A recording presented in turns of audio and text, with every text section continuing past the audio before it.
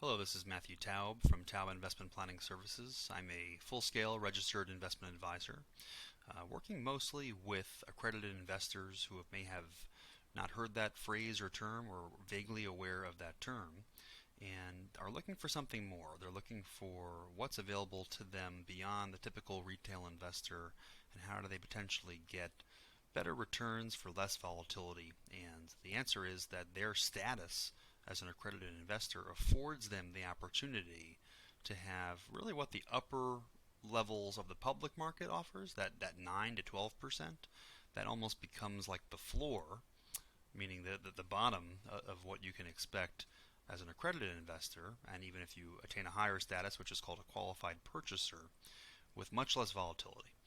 The key attributes of doing this are finding firms to partner with well beyond my capacity as a solo RIA, registered investment advisor, firms that have vetted the space of what's available to accredited investors and qualified purchasers and have worked mostly with qualified purchasers for the past several decades to really provide these kind of outsized returns. So the first question you have to ask yourself if you're talking with me, probably we found each other through some digital marketing that I frankly pay for, and the biggest wedge I usually put between someone I'm talking to and their current advisor of happenstance or convenience is, has that advisor or investment banker or what have you ever mentioned to you that you're an accredited investor? And if the answer is no or I don't think so, therein lies a problem. That advisor or investment banker is just sticking to the ordinary, the world of the ordinary, what's available in the public markets, where you have to tolerate a huge down year in 2022 and them being excited about almost making up the difference in 2023. And can we do something more interesting? So first, here's an article that if we get in touch, I'll obviously send you. Qualified purchasers are people who have generally $5 million of net worth or more, and accredited investors are people between $1 million and $5 million in net worth. There are different ways to, pun intended, qualify to be either of these categories. If you have a income as an individual of 250,000 or as a couple 300,000, even if you don't have that net worth, you could be considered an accredited investor. The issue is that the firms that really do well in this space want to work mostly with qualified purchasers and then by referral accredited investors who don't lose that status if they lose their job. So they're looking for people who clearly have $1 million or more to invest with them and move to their firm. And even then, those are really by referral only, where they want to work with people who have $5 million or more. There are special ways I could potentially get you in the door with those firms, and that's something we can talk about. But let's talk about what's available if you have this kind of status. And really what it is are private market strategies. The world you may know as a retail investor involves companies that have gone public or public instruments, equity, debt, like bonds. They're from companies that are traded on a daily stock exchange. So Amazon, Google, Apple. These are companies obviously that could greatly increase in value, but have, as we've seen, tremendous volatility. And there's really nothing special about it. There's nothing special about an advisor offering you that where they say they could pick a better growth fund than the growth fund you're currently in. There's really not that much dispersion, despite what typical financial advisors might say. And so really the value of private investments is that greater potential yield for less volatility and just having the status to be able to obtain it. And so when we look ahead in the markets and kind of what's coming, what we really see is a likelihood that with prolonged and sustained interest rates, and I'm going to try to draw here if the Microsoft PowerPoint lets me, with prolonged and sustained interest rates being as they are, it may be the case that the party's kind of over. The stock market, the public markets, may be a little overheated or overcooked, and where things were is that open or white circle, and where things are going to go in terms of looking forward is a place of more volatility and more muted returns. The S&P 500 certainly seems like it's going to be a more wild ride, and you're going to edge out maybe something between 6 and 8% going forward. We see some multi-strategy liquid alternatives remain low in their volatility and have the potential for higher returns. And obviously, what interests us more than even alternatives our private market strategies, which will show you the difference. But really, we want investors that work with us to see the more recent history as more of an anomaly.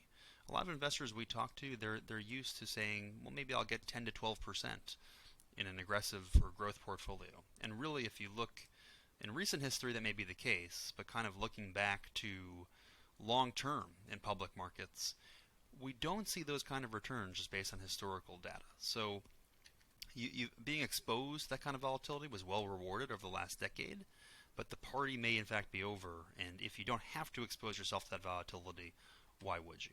So what can we expect from here? Here are just 4 scenarios of where things could go, and obviously, really, you'd have to have the markets continue to richen at last decade's rates to see things continue the same way. And obviously, we think with sustained higher interest rates, this is really not a likely scenario in terms of what we're going to see as an expected return in the public markets. So going beyond that, we also want to take note that the volatility is definitely increasing. The worst year-to-date performance on record was last year. Even bonds went negative. I'm going to move myself out of the way here a little bit just to see if I can capture more slides. And so now inflation has also remained stubbornly high, and the Fed is on course for one of the most aggressive tightening campaigns in history. It's not over, despite people thinking that perhaps the Fed will ease up. Sustained higher interest rates are here to stay. And there's also a drain in liquidity for funding. For small and mid-sized companies, banks and other large institutions have largely receded from offering funding to private companies. And this is where we get into what the opportunity is for an accredited investor, which is in a low return world, a world of more muted returns and higher volatility. We're looking really for 3 things. We're looking for really good cash flow. Are there opportunities? Are there unique yield-oriented strategies? For example, are there small and mid-sized businesses that banks now are so regulated and money supply is so tight that there's good opportunities to lend to a company that simply never went public, and you can have an outsized yield using a firm that's vetted these strategies, but no large institution will offer lending to that company to the point that becomes a security available on a public market. And this kind of hints at something that a lot of people, I think about in the back of their head, which is, why do the rich seem to get richer and the rest of us sort of suffer the whims of the market and things like that? And the answer really is accessing these types of strategies if you know what you're doing. Uncovering inefficiencies. So, like I just mentioned, regulatory changes, liquidity, and general misunderstanding of complex situations have created idiosyncratic opportunities that do produce attractive risk-adjusted returns. If you're doing the vetting, you can actually find opportunities that, because you know what companies are asking for money and what their sort of orientation is and the fundamentals of that company, you can end up producing very outsized returns. And it's actually a misnomer that you'd be taking on more risk. Actually, you might have far less risk. You just need to have the accredited investor status to even obtain that kind of return and that kind of security in the first place. Illiquidity premiums. Some of these opportunities also do not trade daily. They may have something more like a quarterly redemption, a quarterly ability to go in and out, so 4 times a year. That illiquidity often produces a higher yield, and it often can also save you from the irrational behavior of the market. When there's a panic on the markets, these types of investments survive, and survive that kind of volatility. When we talk about things like the Harvard endowment and what were they invested in and how did they survive despite in 2008 everything else being down 50%. Sometimes it was investment savvy, but it also was choosing things that had sort of an immunity built into them that we can think about as an inconvenience, but also can save our skin, because whatever momentary panic there is in the market may have passed by the time of the next quarter. So that really brings us to a grid. When we look at the world of potential risk versus return, the volatility is here on the x-axis and the potential return is on the y-axis, and anything in green, as green diamonds, are things only accredited investors can access. If you're a retail investor, you're used to this world. If I want the returns of potentially 10% or north of 10%, I've got to take this level of risk or rocking the boat in terms of volatility. And if I want safer instruments, I still, like 2022, am seeing quite some volatility, especially high yield bonds are taking actually a lot of risk despite being in a bond or fixed income sort of instrument. And so we look at this universe and say, are there things that because of your status that your current advisor hasn't mentioned to you or told you about, you could actually obtain potentially outsized returns north of 20% and less volatility. And really, if you have the right firm vetting it, you could really reduce the volatility significantly, and obviously private real estate and private credit. So what is private equity and what is private credit and private real estate? Really, there's companies that have gone public and they've offered a share of their ownership in their company on a public market. And just the same, there are companies that have never gone public and they never will. And they're just as profitable, perhaps far more profitable in many ways, and yet they are limiting who invests in them. And you really have to get in with a firm that has the type of investors who are investing in these companies, and they vet them and make these opportunities available to you. And so this talks about really that very idea, which is that 87% of U.S. companies with more than 100 million in revenue are actually private. They actually have never gone public for any variety of reasons. And so your ability to access those companies has to be through your own due diligence and vetting and partnering with the firm that vets those opportunities. Obviously, if you thought it had more risk or didn't have the reward, it wouldn't be something you would do. But if you look at how private markets outperform by, it's something like 300 basis points pretty commonly, right? And then you could see how this, for both private equity and private credit, as well as private real estate, private infrastructure, these are all opportunities that can actually outperform the public markets. But I do want to show that it matters who you partner with and who you're doing this with. So the private strategies are not always going to be gangbusters better than everything else out there. There are times that there's a year, like a bull market year, that the public market might have a really good return. And in that case, the private strategies don't super outshine what's happening. They still do quite well. The point being, if they can do well when everyone else does well, but if they can also do well when the public markets do poorly, that is really the compelling case, and that's really protecting against the downside. We're getting you nice returns with less volatility and less chance of a downturn in the markets overall. I think that's what's compelling. So you may have an advisor who you bring this to and they say, well, I have iCapital or Opto or any of these investment platforms that can plug you in to private strategies. So that is really not really a workable shortcut. So first of all, let's talk about the public markets over here. If you have an advisor who just says, I can choose a really good large cap value fund or a small cap growth fund or value fund, the dispersion between the different managers out there is really not going to move the needle all that much in terms of what the upper and lower potential return is, despite what any advisor might say about their manager selection process. And so really what you want to look at and realize is that in the private markets, just because someone claims they have access to them, that's really, and I'm trying to move myself around so you can kind of see this, that's really insufficient to do this well. Just because someone has access to some kind of private equity strategy for you as an accredited investor, if you partner with the right firm, not the firm of convenience, and if you leave the firm that you'd feel bad leaving, but it's going to be in your best interest to leave, and you partner with a firm that actually does this for a living and vets opportunities, there's an over 20% dispersion in what you can get as a result of actually using someone who's doing due diligence here.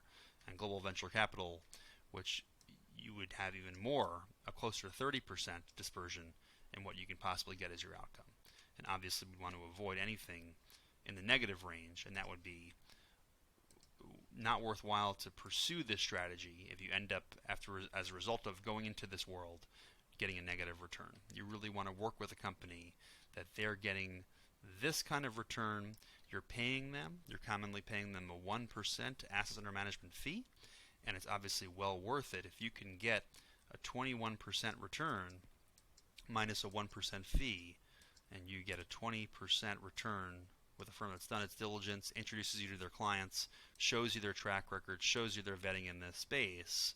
that obviously is better than your 7 to 8% return in your Vanguard account. You're just going to have to be comfortable with the fact that we're in a capitalist society and someone in addition to you will also come out doing well.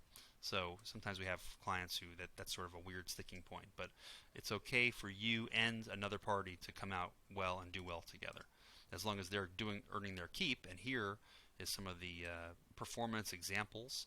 Again, protecting against the downside. So this is a private market strategy that kind of notably, this is sort of a benchmark, the MSCI. What has the MSCI done in 2020, 2021, and 2022? Obviously in 2020, everybody seemed to have done well despite March of 2020 being a big drop in the markets and then a recovery.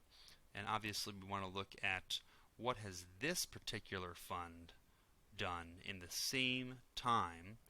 And obviously you can see here pretty outsized returns, and not only outsized returns, but even 2022, when the go-it-your-own investor lost 25% here or 19% in the S&P, this firm actually, or this strategy, excuse me, was still able to come out ahead and give a nice return, a return that would have been a nice return for most investors in regular public markets. And so that protecting against the downside and capturing major upside is a huge, huge component of this.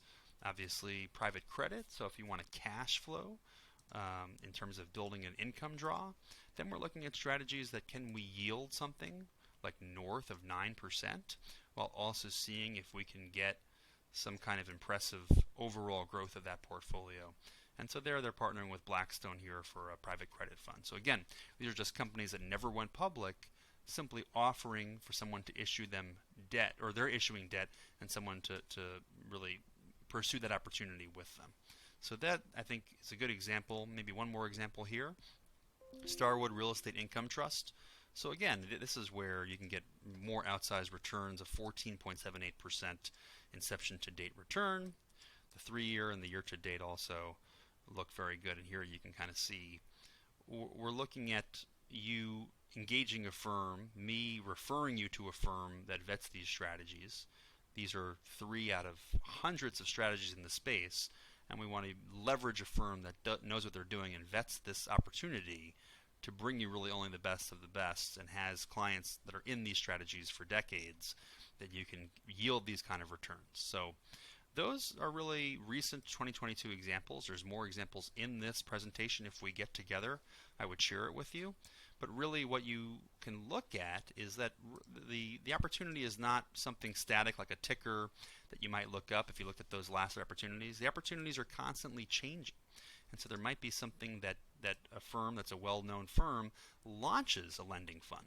And when they launch a fund that could potentially yield pretty outsized gains, an 8% yield and potentially at the end an 18% gain, where is Goldman Sachs going to go with this opportunity?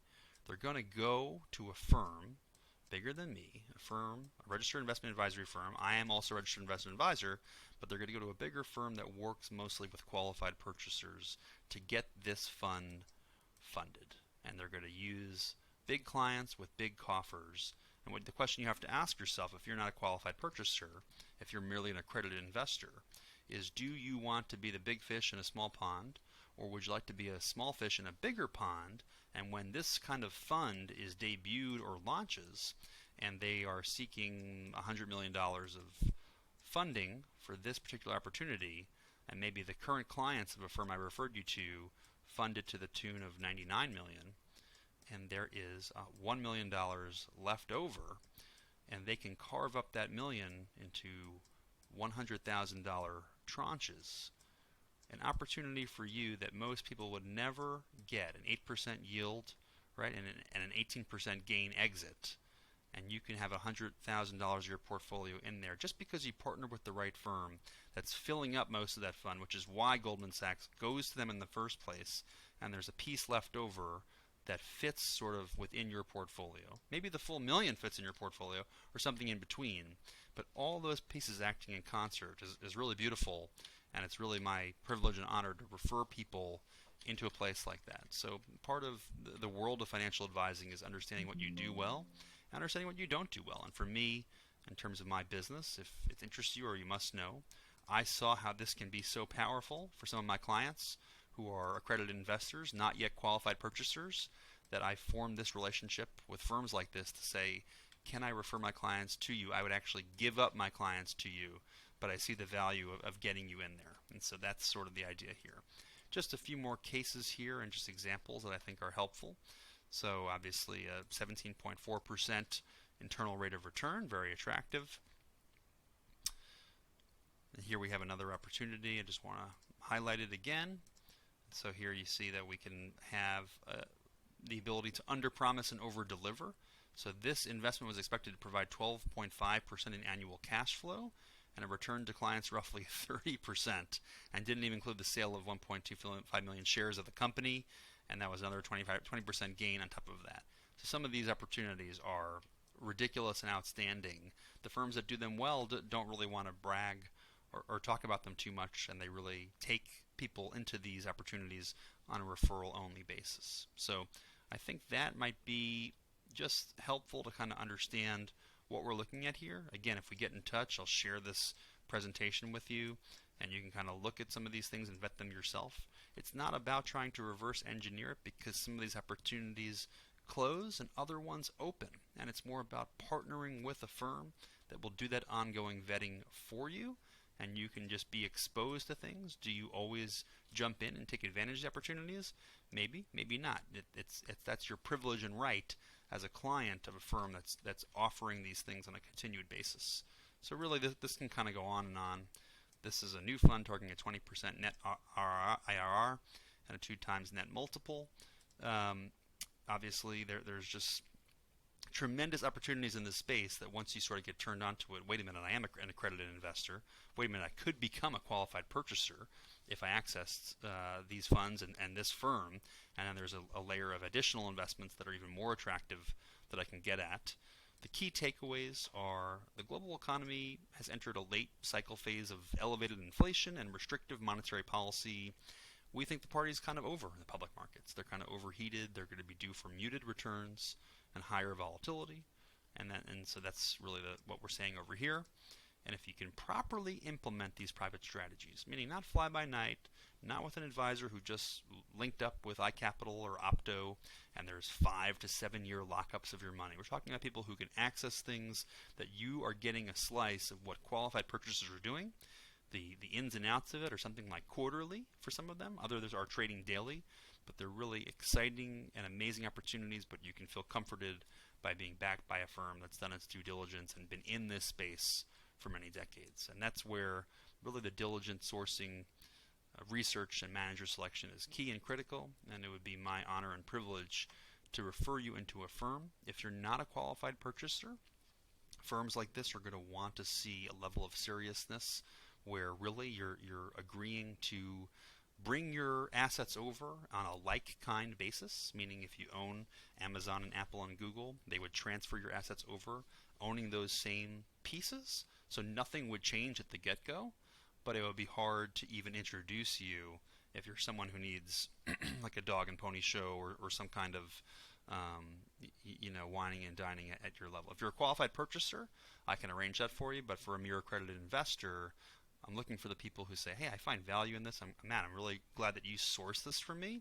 I'm willing to demonstrate my intent of seriousness by saying to this firm, hey, onboard me. Here's my assets. Bring them over like kind. Don't change anything yet. I understand it's a 1% asset under management fee.